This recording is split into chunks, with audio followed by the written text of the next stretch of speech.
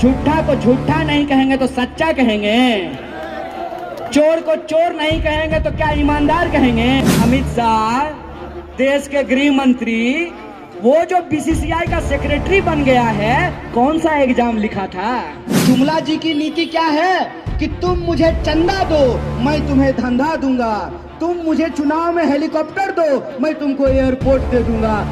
आप विचार कीजिएगा कि नेताजी का बेटा ऑक्सफोर्ड पढ़ने के लिए जाएगा, अंग्रेजी में बोलेगा आई लव यू टू। तो मैं आपसे पूछना चाहता हूँ, आपके खाते में 15 लाख रुपया आ गया ना? नहीं आया ना ना ना ना, आप लोग प्रधानमंत्री के बारे में गलत बोल रहे हैं।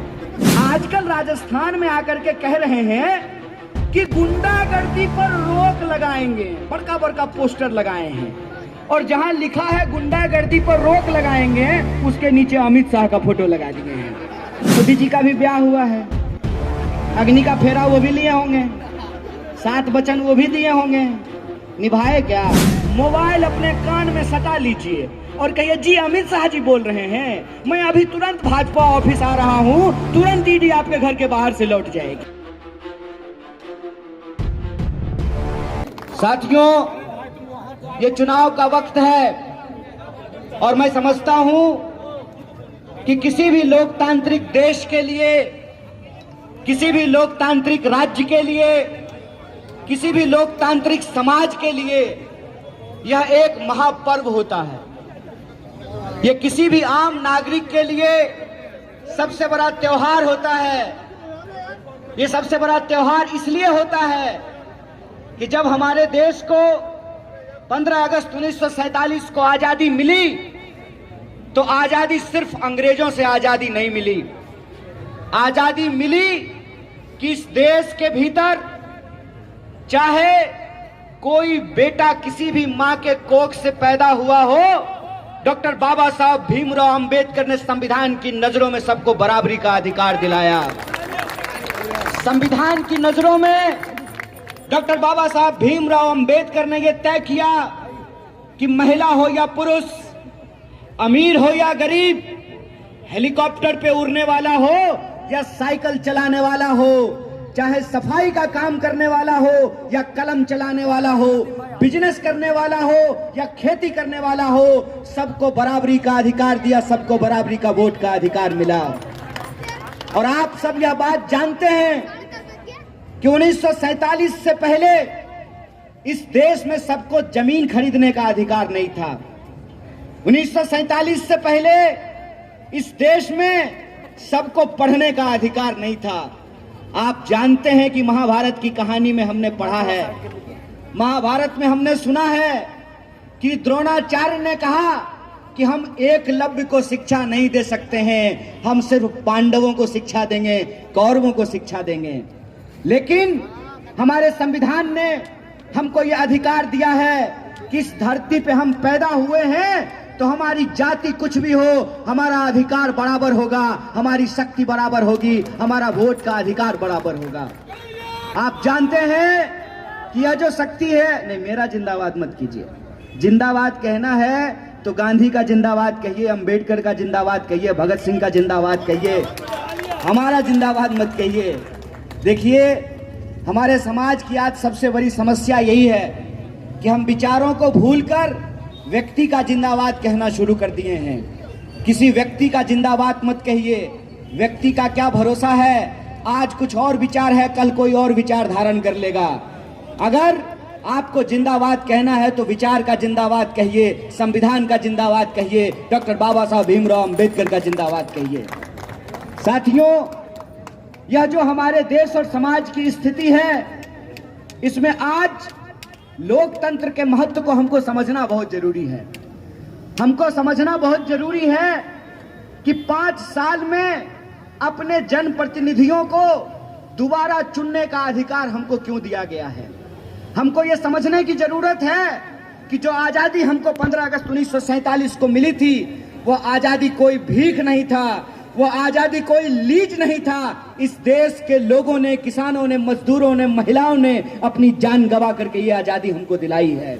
इसीलिए जब चुनाव हो रहा है तो चुनाव सिर्फ भावनात्मक बातों पे नहीं होना चाहिए। चुनाव सिर्फ इस बात पे नहीं होना चाहिए कि कौन सा कैंडिडेट क्या बोल रहा है।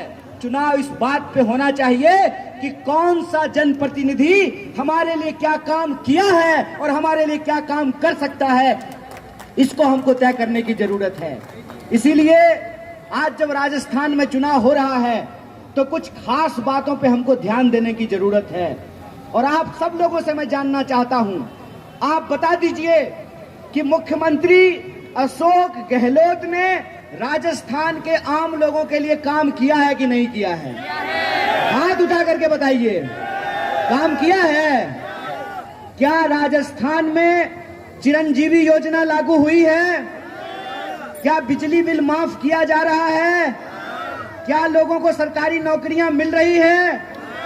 अगर ये हमारा मुद्दा है, रोजी रोटी, कपड़ा, मकान, शिक्षा, स्वास्थ्य, सड़क, बिजली, पानी, इसका मतलब ये है कि जैसे हर किसी को अपने बाल बच्चे के बारे में सोचने का अधिकार है, हम गरीबों को भी, दलितों को भी, पिछड़ों को भी, आदिवासियों को भी, महिलाओं को भी, किसानों को भी, मजदूरों को भी, व्यापारियों को भी और आम लोगों को भी अपने बाल बच्चों के भविष्य के बारे में सोचना चाहिए। और हमारा भविष्य किस बात में है? हमारा भविष्य इस बात में सुरक्षित है कि हमारी देश की आजादी सुरक्षित रहे। हमारा भविष्य इस बात में सुरक्षित है कि हमारा संविधान सुरक्षित रहे। हमारा भविष्य इस बात में सुरक्षित है कि हमारा लोकतंत्र सुरक्षित रहे, हमारा वोट का अधिकार सुरक्षित रहे। और यह बात आप जान लीजिए कि अगर वोट का अधिकार नहीं होता ना, तो नेता अपना हेलीकॉप्टर छोड़ करके आपकी गलियों में नहीं घूम रहा होता। अगर वोट का अधिकार नहीं होता ना, तो राजा और रानी अपने महलों से निकल करके गरीबों के सामने हाथ जोड़ करके नहीं खड़े हुए होते। यह जो वोट की ताकत है, इस वोट की ताकत को हमको समझना पड़ेगा। हमको समझना पड़ेगा कि जो अधिकार हमको मिले हैं वो भीख में नहीं मिले हैं, संघर्षों से हमको वो अधिकार मिला है। मैं आपको याद दिलाना चाहता हूं, 2 अप्रैल 2018 को पूरे देश में एक आंदोलन हुआ था कि नहीं हुआ था? राजस्थान में भी आंदोलन हुआ था। वो आंदोलन क्यों हुआ था? कि देश जब आजाद हुआ, संविधान बना, तो जो जातीय हिंसा होती थी इस देश के शोषित वर्ग के ऊपर, शोषित समाज के ऊपर, उनको अधिकारों को सुरक्षित करने के लिए कानून बनाया गया जिसको SC/ST एक्ट कहते हैं। यह जो SC/ST एट्रोसिटी एक्ट है कि उनको एट्रोसिटी से कैसे बचाया जाए, कैसे उनको प्रिवेंट किया जाए, उस एक्ट को खत्म करने की कोशिश की गई। और जब उसको खत्म करने की कोशिश की गई तो लोग जिनको उनसे सुरक्षा मिलती है वो तमाम लोग सड़कों पे उतरे। और जब वो सड़कों पे उतरे तो उनके ऊपर लाठियां चलाई गई, गोलियां चलाई गई, झूठे मुकदमे किए गए, उनको जेलों में बंद किया गया। आपसे मैं यही कहना चाहता हूं, आपको मैं यही याद दिलाना चाहता हूं कि आजादी जो है ना, वो कोई मोबाइल का रिचार्ज नहीं है कि 799 में रिचार्ज करा लीजिएगा और रात को कहिएगा आई लव यू, कैसी हो, खाली। ये इतना आसान नहीं है।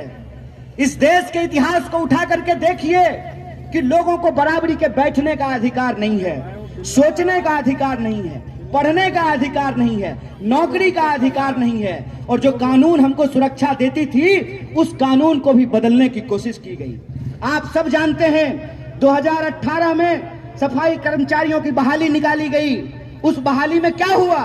उस बहाली में यह हुआ कि जिनके पुरखे कभी नाली में नहीं उतरे वो भी लाइन में लग करके बोले कि हम भी नाली में उतरेंगे, और उनको नौकरियां मिली। हम जानते हैं कि जिनके पुरखे नाली में नहीं उतरे उनके बच्चे नाली में कैसे उतरेंगे। उन्होंने क्या किया?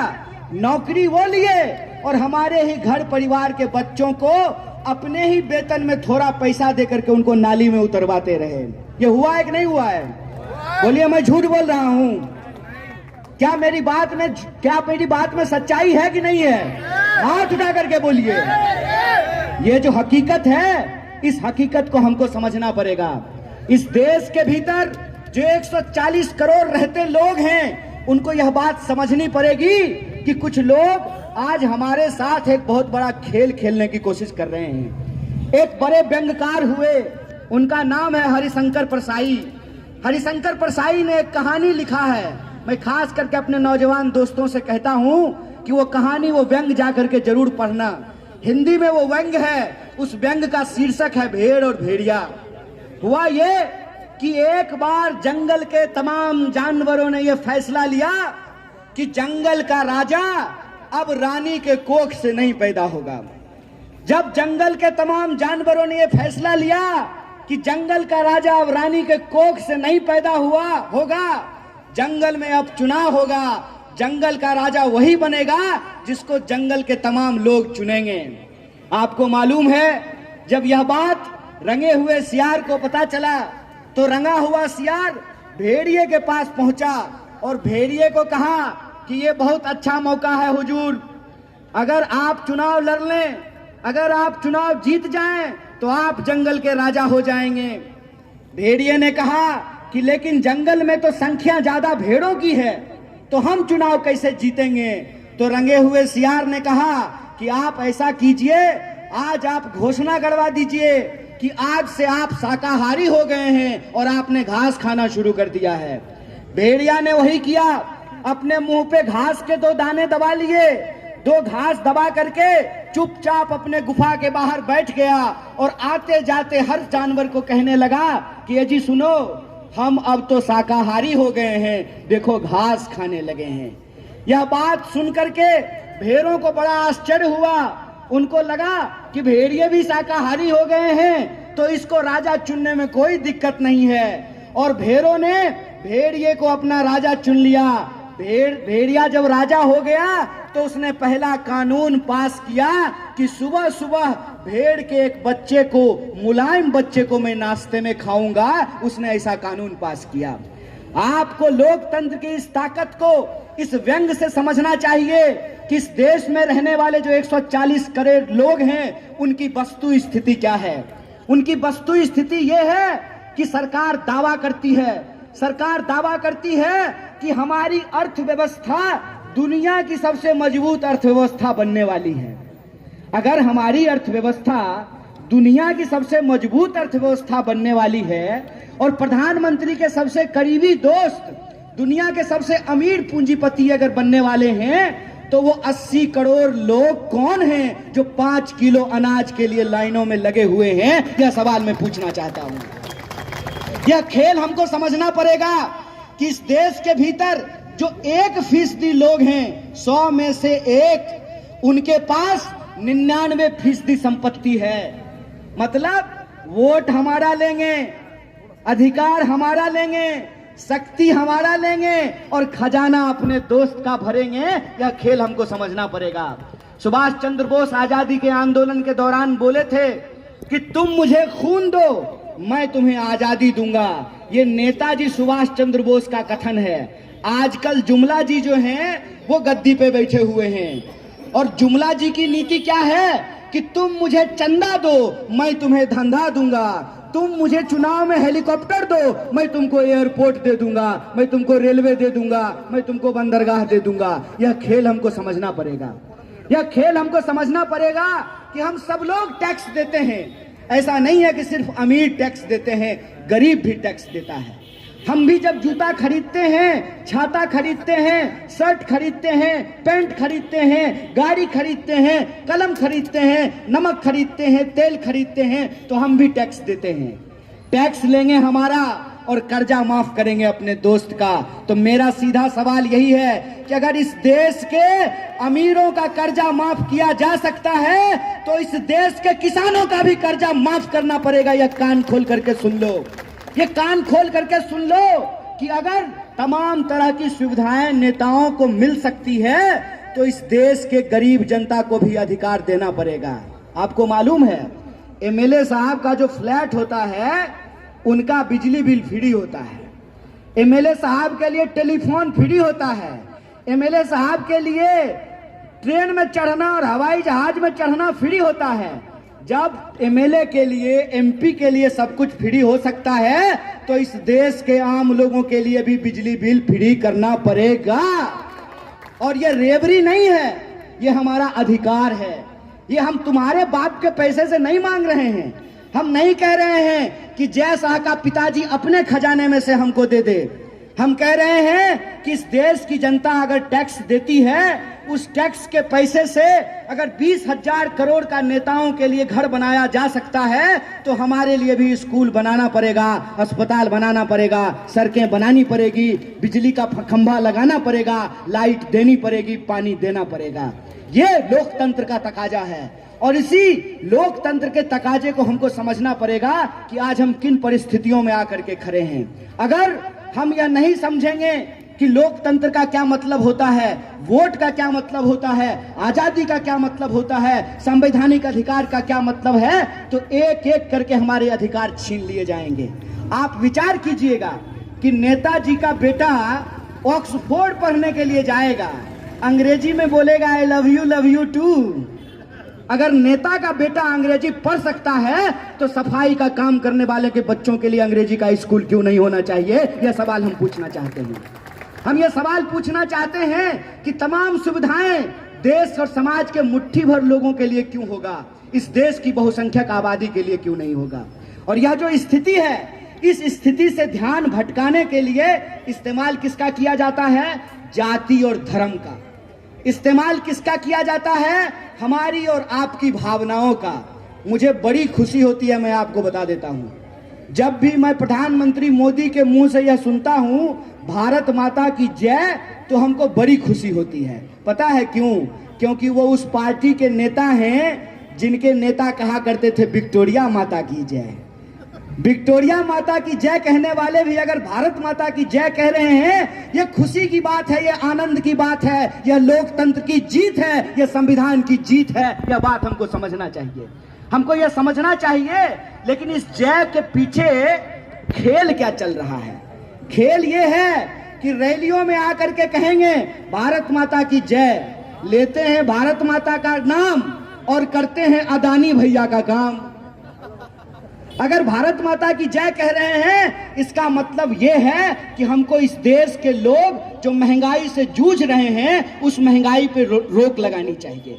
इस देश के किसान जो आत्महत्या कर रहे हैं, उस आत्महत्या को हमको रोकनी चाहिए। जो महिलाओं के ऊपर अत्याचार हो रहा है, उस अत्याचार को हमको रोकना चाहिए। ये होता है भारत माता की जय का मतलब।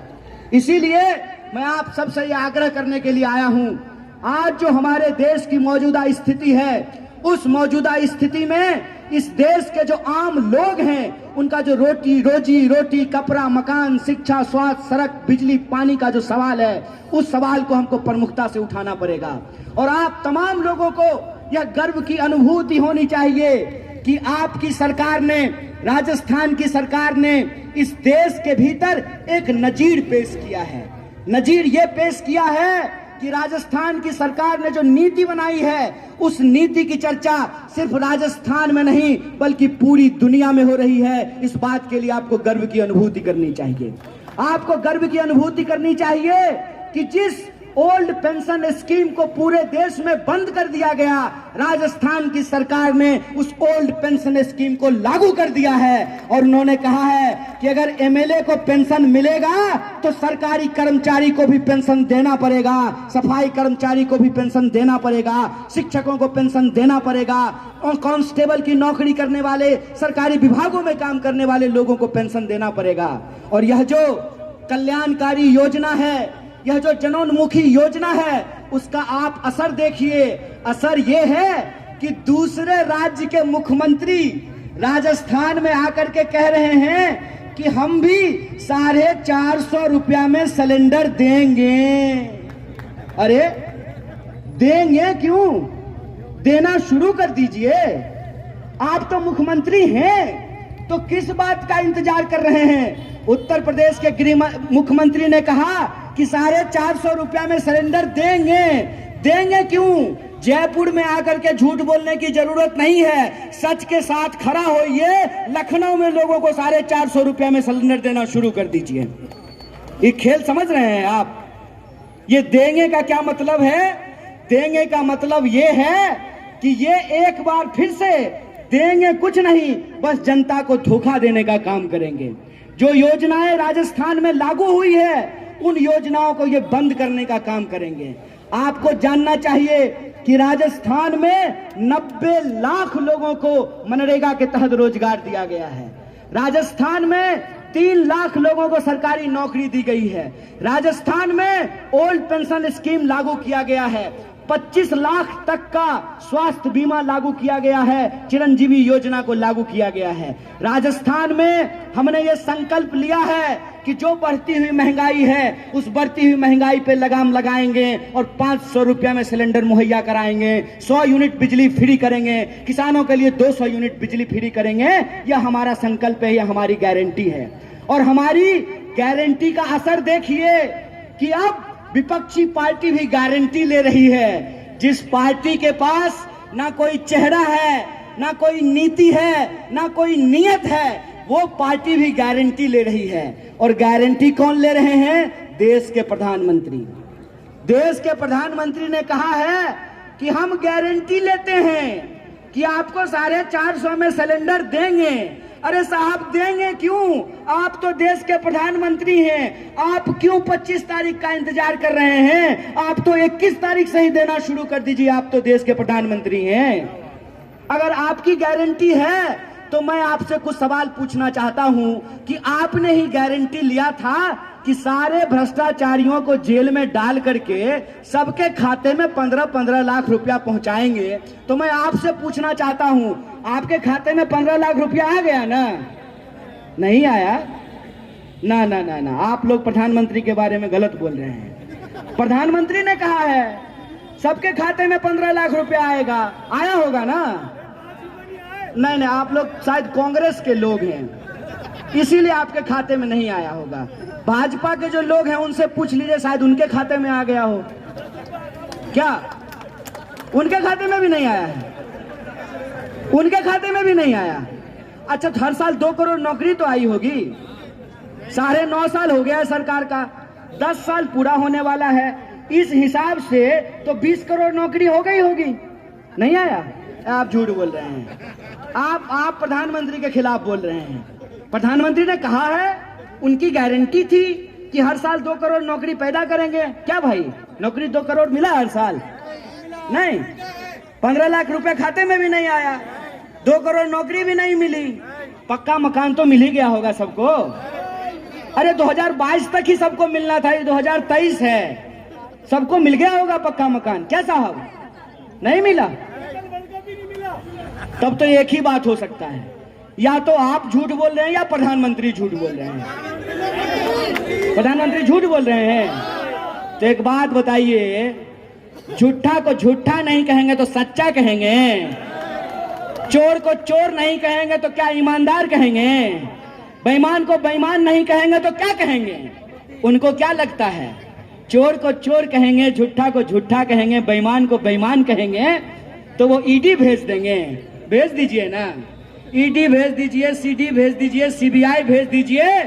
जो लोग ईमानदारी और सच्चाई की ताकत पे खड़े हैं उनको किसी से भी नहीं डराया जा सकता है, किसी से भी उनको धमकाया नहीं जा सकता। इस बात को याद रखिएगा। राजस्थान आकर के कह रहे हैं कि हमारी गारंटी है। अरे मैं आप लोगों को याद दिला देना चाहता हूं, माता जी आप यहां खड़ी हैं। हिंदू संस्कृति में जब शादी ब्याह होता है तो अग्नि का 7 फेरा लेकर के 7 वचन देते हैं कि नहीं देते हैं? तो मोदी जी का भी ब्याह हुआ है, अग्नि का फेरा वो भी लिए होंगे, 7 वचन वो भी दिए होंगे। निभाए क्या? मोदी की ही गारंटी थी ना।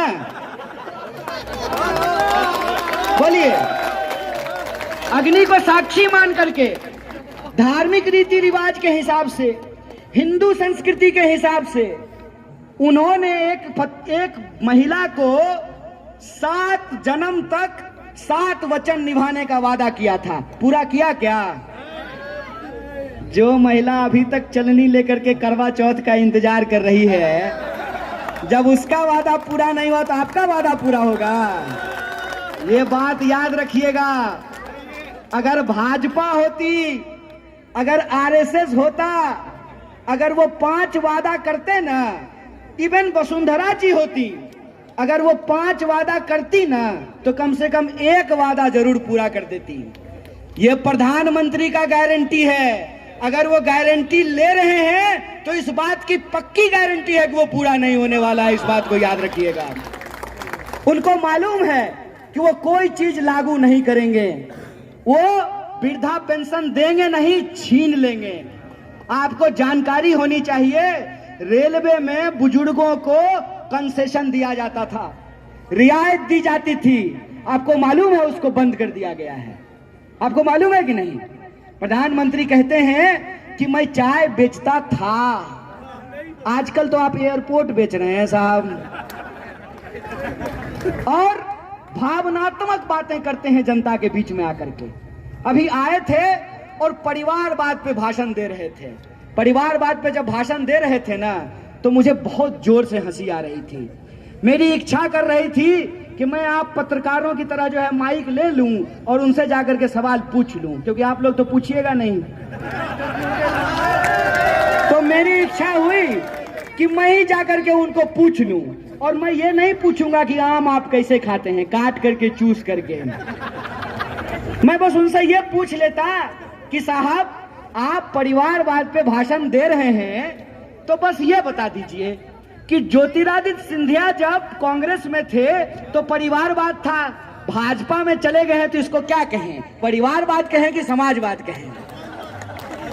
बस इतना बता दीजिए कि अगर कांग्रेस के किसी नेता का बच्चा अगर किसी जगह पे पहुंच जाए तो वो परिवारवाद है। ठीक बात है। तो जैसा जो है उसके जो पप्पा हैं अमित शाह, देश के गृह मंत्री, वो जो बीसीसीआई का सेक्रेटरी बन गया है, कौन सा एग्जाम लिखा था, कौन सा कंपटीशन दिया था? अरे आप सफाई कर्मचारियों की नौकरी देने के लिए भी इंटरव्यू लेते हैं, झाड़ू लगाने के लिए आप इंटरव्यू लेते हैं, नाली साफ करने के लिए आप इंटरव्यू लेते हैं, और अपने बेटा को, अपने लल्ला को बीसीसीआई का सेक्रेटरी बना दिए। कौन सा इंटरव्यू लिए थे? ये परिवारवाद है कि नहीं है?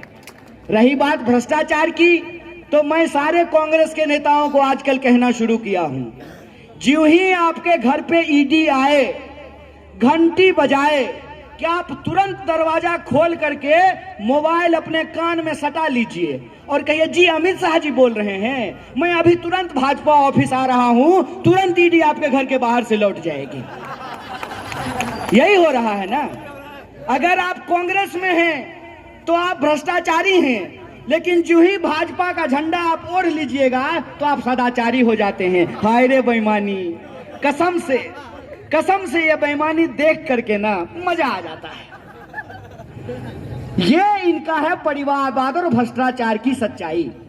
आजकल राजस्थान में आकर के कह रहे हैं कि गुंडागर्दी पर रोक लगाएंगे, बड़का बड़का पोस्टर लगाए हैं, और जहां लिखा है गुंडागर्दी पर रोक लगाएंगे उसके नीचे अमित शाह का फोटो लगा दिए हैं।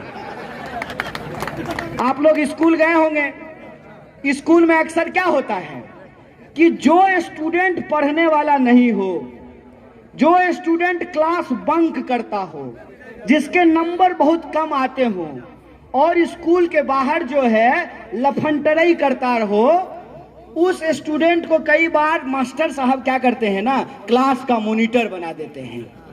डेमोक्रेसी में इनको ऐसा ही कुछ मौका मिल गया है और इन्होंने लोकतंत्र को अपनी बपौती समझ ली है। तो आप तमाम राजस्थान के लोगों को यह तय करना है कि आपको ओल्ड पेंशन स्कीम चाहिए कि नहीं चाहिए, आपको बिजली बिल की माफी चाहिए कि नहीं चाहिए, आपको अपने बच्चों के लिए रोजगार चाहिए कि नहीं चाहिए, आप महिलाओं को सस्ता गैस सिलेंडर चाहिए कि नहीं चाहिए। अगर चाहिए तो आपको इस बार राजस्थान में सरकार नहीं परिपाटी बदलने की जरूरत है। इस बात को याद रखिएगा। और एक अंतिम उदाहरण देकर के मैं अपनी बात को समाप्त करूंगा। अभी कुछ दिन पहले उत्तराखंड का चुनाव हुआ था, याद है कि नहीं है? हुआ ना। उत्तराखंड में बार बार मुख्यमंत्री बदले गए थे। उत्तराखंड का जब चुनाव हुआ तो उत्तराखंड के लोगों ने उत्तराखंड के मौजूदा मुख्यमंत्री को चुनाव हरा दिया और वहां हर 5 साल में सरकार बदलती थी, फिर भी भाजपा की सरकार बन गई। जहां मुख्यमंत्री के खिलाफ इतना गुस्सा हो, जहां मुख्यमंत्री को वहां के लोगों ने चुनाव हरा दिया हो, वहां अगर 5 साल के बाद भी भाजपा की सरकार बन सकती है, तो जिस राज्य में मुख्यमंत्री के खिलाफ गुस्सा नहीं है, कांग्रेस के खिलाफ गुस्सा नहीं है, तो क्या उस राज्य में कांग्रेस की सरकार दोबारा नहीं बन सकती है?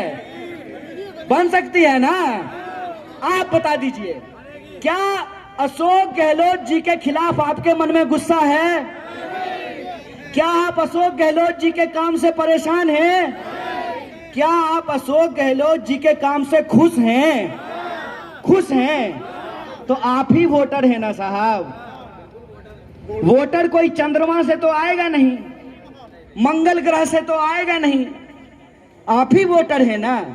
तो आप अगर सरकार से खुश हैं, आप अगर मुख्यमंत्री से खुश हैं, आप अगर चाहते हैं कि चिरंजीवी योजना लागू रहे, आप चाहते हैं कि वृद्धा पेंशन लागू रहे, आप चाहते हैं कि 100 यूनिट बिजली फ्री मिले, आप चाहते हैं कि 500 में सिलेंडर मिले, आप चाहते हैं कि राजस्थान में इंग्लिश मीडियम स्कूल खुले, गोबर भी खरीदा जाए, किसानों को उनका कर्जा माफ किया जाए, पेपर लीक करने वालों पे कड़ी कार्रवाई हो, सरकारी नौकरियों में बहाली हो, और इस राज्य के जो गरीब लोग हैं, जो आदिवासी हैं, पिछड़े हैं, दलित हैं, अल्पसंख्यक हैं, छोटे व्यापारी हैं, किसान हैं, मजदूर हैं, महिलाएं हैं, उनका अगर अधिकार आप सुरक्षित रखना चाहते हैं, तो इस बार आपको राजस्थान में सरकार नहीं, परिपाटी बदलने की जरूरत है, इतिहास बदलने का जरूरत है। तो आप सब बता दीजिए कि क्या आप राजस्थान में सरकार बदलना चाहते हैं?